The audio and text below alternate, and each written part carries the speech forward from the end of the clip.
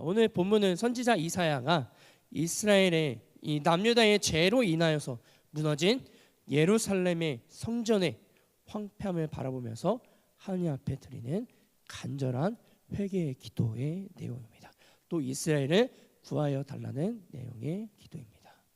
우리가 살아가고 있는 세상은 지금 어떻습니까?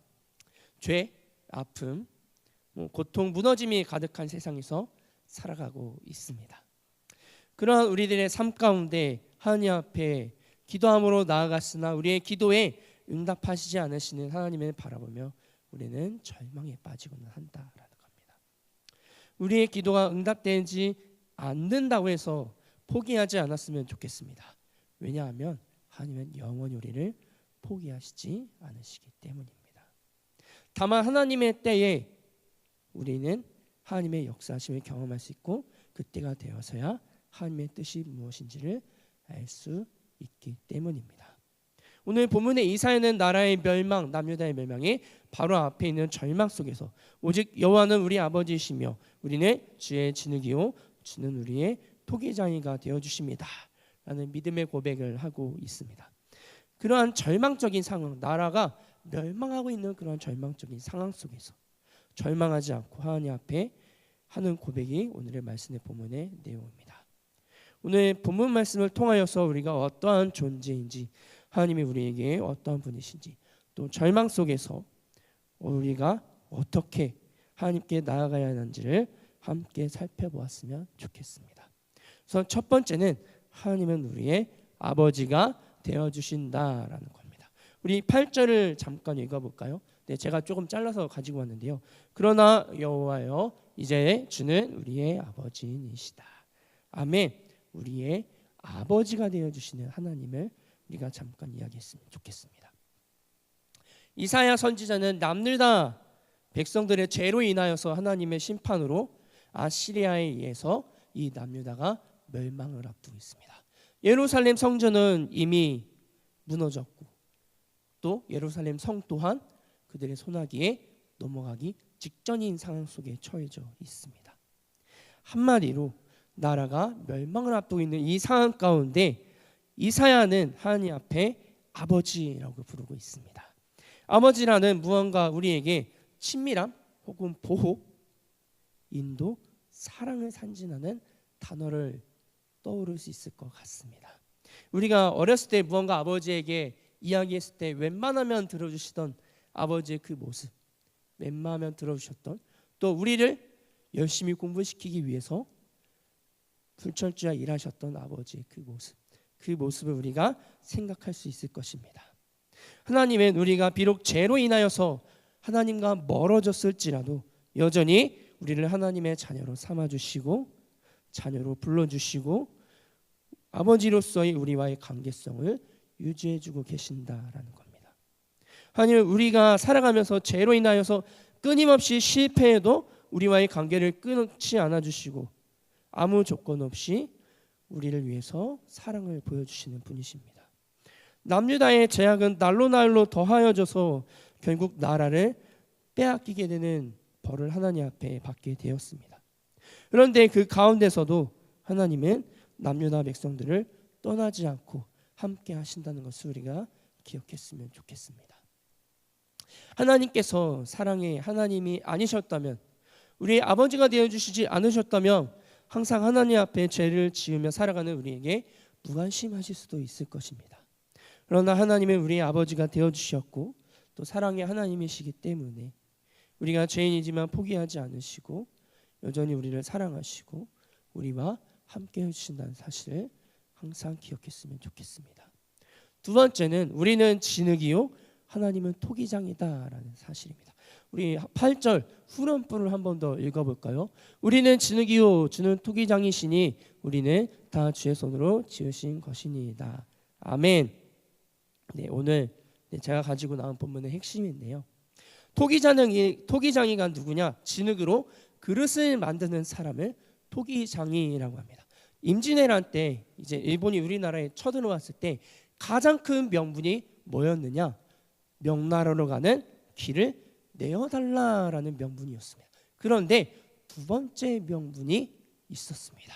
무엇이냐? 그 당시 그 조성 땅에 너무나 훌륭한 토기장이들이 많이 있었습니다. 그들을 자신의 땅으로 데려가서 그들로 인하여서 자신의 그 그릇을 더욱더 아름답게 만들기 위한 계획을 가지고 우리나라로 침략을 하였다라는 사실입니다. 그만큼 이 토기장이의 역할은 너무나 중요하다라는 겁니다. 토기장이가 어떠한 용도로 그릇을 만드는가에 따라서 그 그릇의 용도가 정해지게 되어 있습니다. 우리의 인생은 우리의 토기장이가 되어주시는 하나님이 빚으신 대로 되어지기에 하나님이 우리의 토기장이가 되어주신다는 사실, 또 우리가 진흙이라는 사실을 잊지 말아야 할 것입니다. 여러분, 진흙이 혼자의 힘으로 그릇이 될 수 있습니까? 그럴 수 없습니다. 이 진흙은 토기장이의 손길로 인하여서 그릇이 될 수 있다라는 겁니다. 비로소 그릇이 될 수 있습니다. 중요한 것은 내가 얼마나 중요한 진흙인가가 아니라 나를 빚는 이 토기장이가 얼마나 이 그릇을 잘 빚는 사람인가에 중요하다라는 것입니다. 만약 이 토기장이가 나를 그저 손 씻는 그릇으로 만든다면 나의 용도는 아무리 내가 이쁜 그릇일지라도 그저 손 씻는 그릇이 될 것이고, 발 씻는 그릇으로 만든다면 나의 용도는 발 씻는 그릇이 되는 것입니다. 또 나의 용도를 음식을 담는 그릇으로 만든다면 나는 음식을 담는 그릇이 된다라는 겁니다. 쉽게 말해서 내가 아무리 좋은 품질의 준비물 진흙이라고 해도 만드는 토기장이가 어떻게 만드냐에 따라서 나의 용도가 정해진다라는 겁니다. 나의 삶의 완성도가 달라진다라는 것입니다. 나의 죄로 인하여서 너무나 괴로운 삶을 살고 계십니까? 그렇다면 그렇지 마시기를 바랍니다. 하나님의 손길이 임할 때 깨어진 그릇, 죄로 인해서 깨어진 나의 삶, 그러한 나의 삶도 다시 한 번 더 하나님은 바꾸신다라는 것입니다.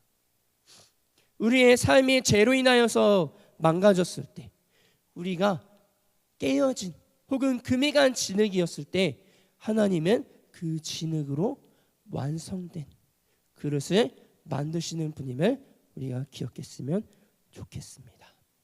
세 번째는 하나님이 얼굴을 돌리신 이유입니다. 자, 우리 9절에서 10절의 본문을 함께 읽어보도록 하겠습니다. 여호와여, 너무 분노하지 마시오며 죄악을 영원히 기억하지 마시옵소서. 구하오니 보시옵소서. 보시옵소서. 우리는 다 주의 백성이니이다. 주의 거룩한 성읍들이 광야가 되었으며 시온이 광야가 되었으며 예루살렘이 황폐하였나이다. 아멘. 자, 아까도 제가 얘기했듯이 남유다 백성들의 죄로 인하여서 자신들의 터전이 무너지기 직전인 상황입니다. 이것은 단순하게 도시의 멸망을 이야기하는 것이 아니라 그들의 죄로 인하여서 하나님의 임재가 그들에게서 잠시 떠나가게 된 것임을 이야기하는 것입니다. 이사야는 그러한 상황 속에서 자신들의 죄를 하나님 앞에 자백하고 있고 또 자신들을 구하여 주실 것임을 하나님 앞에서 기도하고 있습니다. 진정한 회개는 자신의 죄를 합리화하는 것이 아니라 하나님 앞에 내려놓는 이사야처럼 하나님 앞에 내려놓고 용서를 구하는 것이 진정한 회개입니다. 우리가 하나님 앞에 회개 기도할 때 참된 회개는 아까 제가 이야기했듯이 진정으로 이야기하는 것도 있고 또 우리의 죄를 감추지 않는 것입니다. 나의 의를 주장하지 않고 하나님 앞에 모든 것을 다 내려놓으며 하나님께 나의 죄를 모두 다 용서해 주시기를 간절히 원하는 진심된 마음입니다. 하나님의 임재가 떠나간 남유다의 땅은 이제 진짜로 황폐해지게 되어진 것입니다. 남유다가 결국 나라를 잃게 된 것은 그 중심이 하나님이 아닌 본인들 자신이 되었기 때문입니다. 자, 우리가 사사기를 살짝 보면은 사사기에 제가 정말 설교 시간 때 너무나 많이 이야기했던 부분이지만 계속해서 반복되는 구절이 있습니다. 그들이 하나님 앞에 죄를 범하였음에 라는 내용이 사사기 내에서 가장 많이 나오고 있습니다.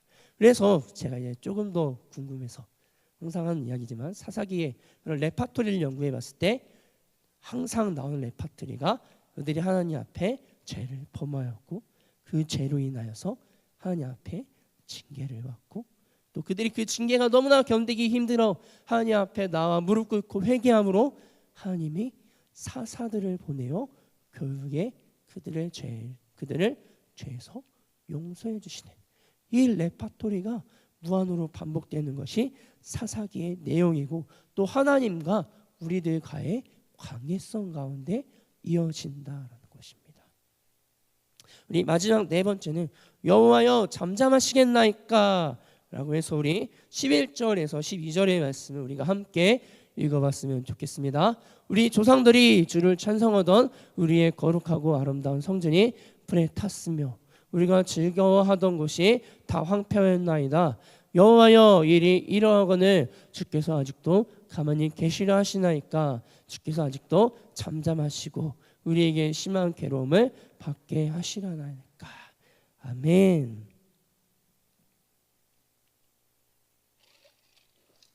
이사야는 누구보다 하나님 앞에 나와 간절하게 기도하고 있습니다.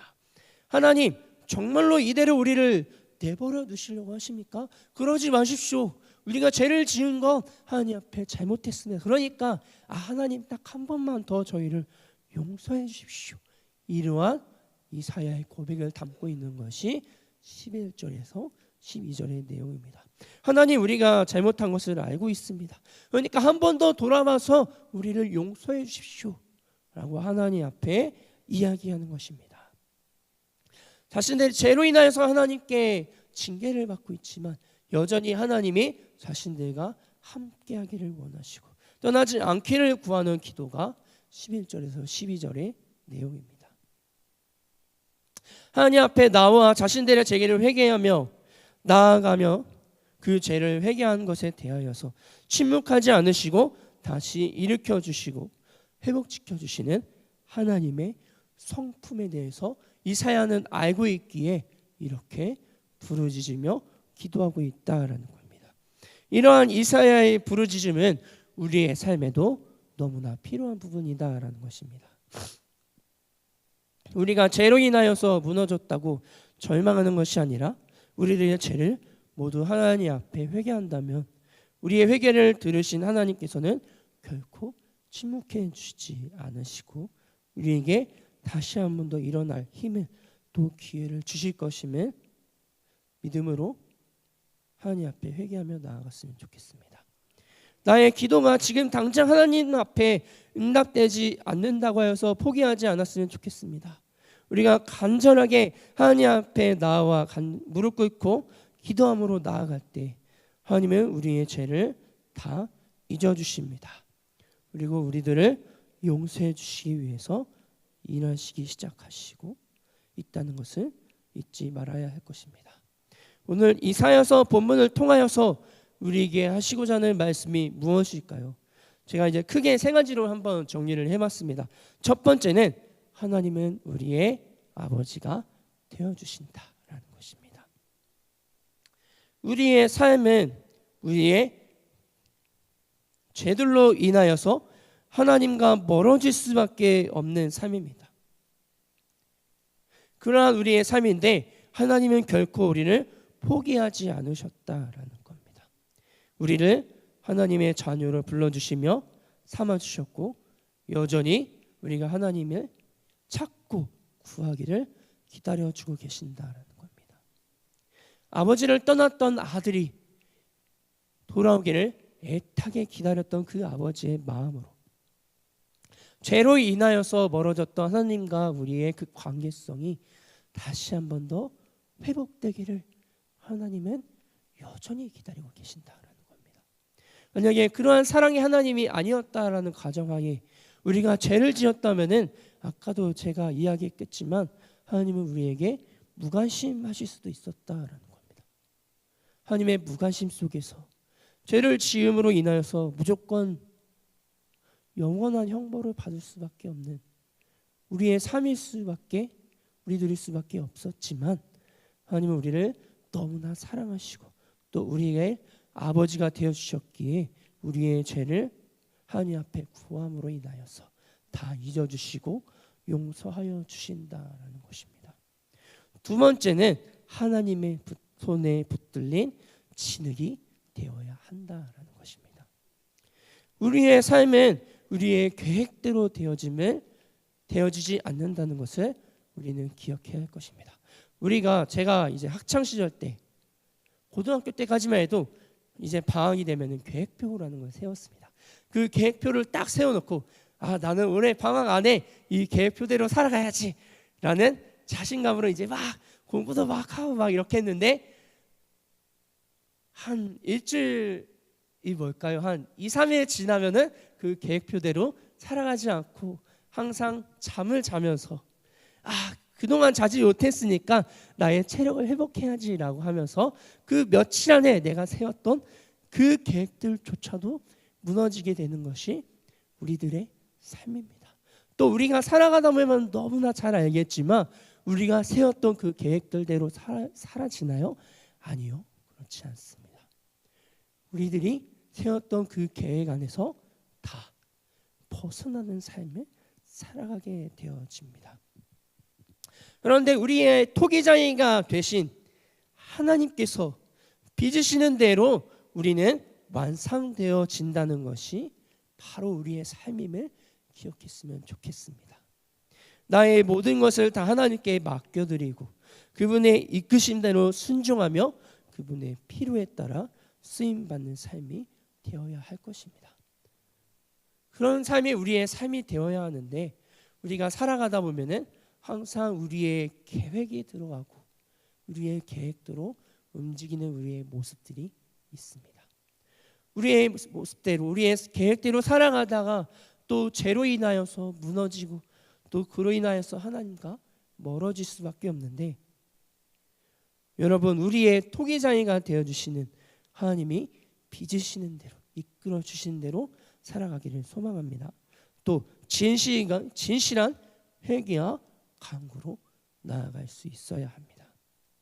결국 이 남유다는 아시리아로 인하여서 멸망을 당하게 됩니다. 그런데 그 후에 이스라엘 백성들이 나중에 다시 한 번 더 자신들의 나라를 이루게 되는 것이 무엇이냐? 바로 진실한 회개와 하나님 앞에 무릎 꿇고 간구할 수 있었던 그들의 모습이 있었기 때문입니다. 죄로 인하여서 결국 그들은 망하게 되었지만 그들의 삶이 너무나 힘듦으로 인하여서 결국 이들은 사사기와 같이 똑같이 느헤미야 여러 사람들을 통해서 하나님 앞에 나아왔습니다. 그리고 하나님 앞에 무릎 꿇고 기도했다라는 겁니다. 그러므로 인하여서 이들은 헤어졌지만 다시 한 번 더 이스라엘이라는 나라로 뭉치게 되어집니다.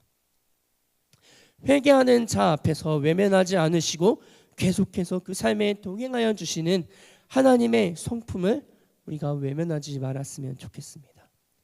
주님 안에서 살아가는 여러분들, 하나님은 여전히 우리를 포기하지 않은 분임을 기억했으면 좋겠습니다. 우리가 죄로 인하여서 깨어지고 망가진 진흙, 또 깨어진 삶일지라도 그 망가진 부분을 다시 한번 완전하고 깨끗하고 또 멋진 완전한 그릇으로 만드시는 하나님의 그 사랑을 우리가 잊지 않았으면 좋겠습니다. 죄로 인하여서 항상 깨어지고 완전하지 못하는 그릇인 우리들을 완전한 그릇으로 만들어주시는 우리들이 완벽한 토기장이가 되어주시는 하나님께 감사하는 마음으로 살아갔으면 좋겠습니다. 하나님이 우리를 포기하셨다면 그 순간 이미 우리의 삶은 끝난 것과 마찬가지일 것입니다. 하나님은 영원히 우리를 포기하지 아니하시고 우리를 하나님의 작품으로서 여전히 만들어주고 계신다는 사실을 우리가 기억했으면 좋겠습니다. 오늘 본문 이사야의 기도는 하나님께 돌아가겠다는 이사야의 결단과 또 회복에 대한 이스라엘의 소망, 그리고 하나님이 우리의 주인이라는 이러한 이사야의 고백이 담겨져 있습니다. 이 시간 죄의 연약함과 우리들의 아픔과 슬픔, 고통을 주님 앞에서 고백하고 하나님께서 빚어주시는 대로 완벽한 그릇이 되어가는 저와 여러분들이 되시기를 주님의 이름으로 소망합니다.